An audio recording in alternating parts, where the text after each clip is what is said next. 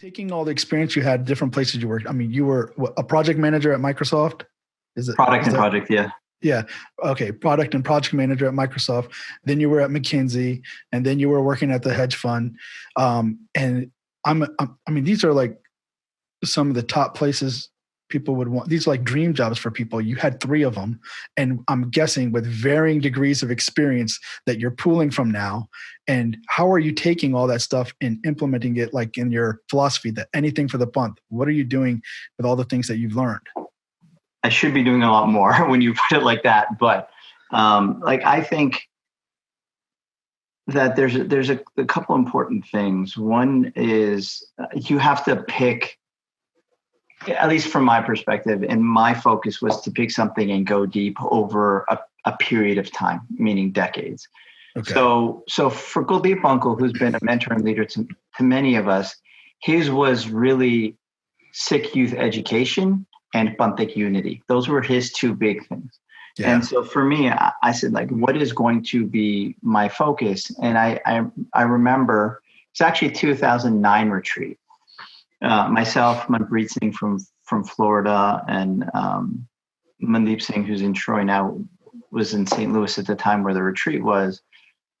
We just, we're having conversations about Dasvandh and how it wasn't nearly as much in the conversation for us as it was for generations past. And so that really became the focus. Wait, just to clarify that, what you're saying is you felt like all the books we read, all the history know that our parents and grandparents' generation, maybe they had a clear concept of Dasvandh, and our generation really wasn't talking about it at all. 100%, right? Yeah. 100%, because all of the important things, like Bani and Sikh history and things like that, those get quote unquote airplay, but and also the notion of seva. But Dasvandh's critically important for us as a community for all of the obvious reasons, right? But most importantly, because our Guru said so, right? Yeah, right. Our Guru said very clearly that both giving back in all sorts of different ways, not just with your time and seva, but with your Dasvandh to go and help those less fortunate is of critical importance. And so we just wanted to elevate the conversation around Dasvandh, both from an educational perspective, and then also from an opportunity and accessibility of where to give. Because, when you talk about translating what I learned in business to Panthic activity, we started doing this as the way we would a business. We said, like, look, venture capital and angel funding for businesses are a very well-known pattern. Why don't we have the same thing for Sikh activism in the United States? And so we really wanted to provide a reliable stream of funding to Sikh activists to go and make great things happen and create this flurry of Sikh activism. This is back in about 2010, so about 10 years ago. And really, we started the way we would any other kind of venture. We did market research. Right. We interviewed people qualitatively, and then we sent out a survey, got quantitative feedback back. And the original idea was to start a Sikh endowment fund called the Dasvandh Fund.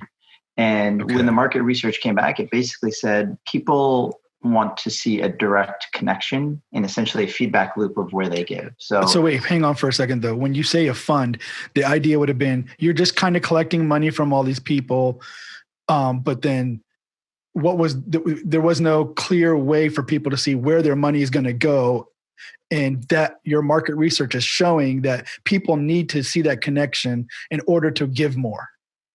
100%. So I think the clarification is the way the endowment fund would have worked, and what was originally in our hand is you collect funds from the Sangha, you let those funds grow, but the interest off of the funds each year is what you distribute out to projects. So projects would apply for grant money essentially, and then from the interest from the funds collected.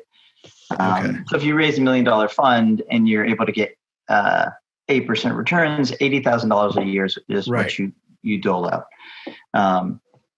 There was a couple of things with that first of all, we were a new team. Nobody really knew us outside from our little pockets of Sangha.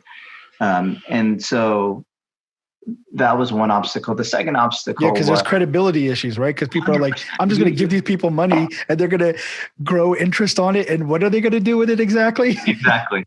Because it's not a very, like, nobody really knows how Harvard's endowment fund works. And so that and the traceability to where I'm giving and what they're doing with it, those two things coupled together were just a no-brainer to start a crowdfunding platform. And crowdfunding in reality wasn't that big at the time. Kickstarter was just getting started. There were a couple of others, but it actually made it harder to start DVN because there weren't a lot of great patterns established on how we should do this. Right, but that's probably what forced you to be innovative.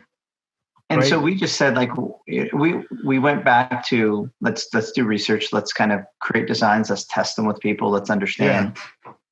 The challenge was we were all very busy with our full-time lives, and this was kind of the side of the desk. So I remember every evening I jump on a call with some Sikh organization, whether it was SolDef or United Sikhs, and say, hey, here's what we're thinking. What's your feedback? What would be important? And then Sikh activists, because the goal has always been, organizations are more well-known. The Sikh activists sitting in Sacramento, California, they may not be super well connected.